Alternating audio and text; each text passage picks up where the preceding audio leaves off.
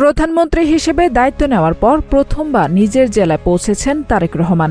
সোমবার সকাল ৬টা ১০ ঢাকার গুলশানের বাসভবন থেকে সড়ক পথে রওনা দেন তিনি। দিনব্যাপী এই সফরে থাকছে একাধিক গুরুত্বপূর্ণ কর্মসূচি। এর মধ্যে সবচেয়ে আলোচিত বগুড়াকে দেশের ১৩তম সিটি কর্পোরেশন হিসেবে ঘোষণা এবং ফলক উন্মোচন।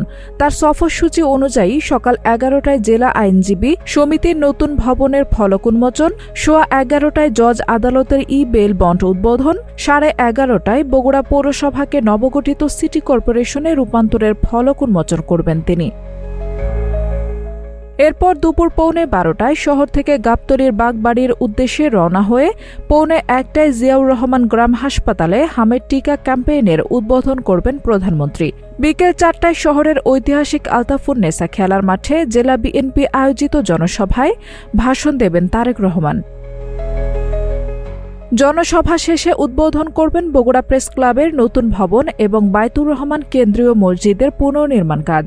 দিনের কর্মসূচি শেষে ঢাকার উদ্দেশ্যে রওনা হওয়ার পথে সন্ধ্যা ৬:৩০ বগুড়া পল্লী উন্নয়ন একাডেমিতে যাত্রাবিরতি করবেন তিনি।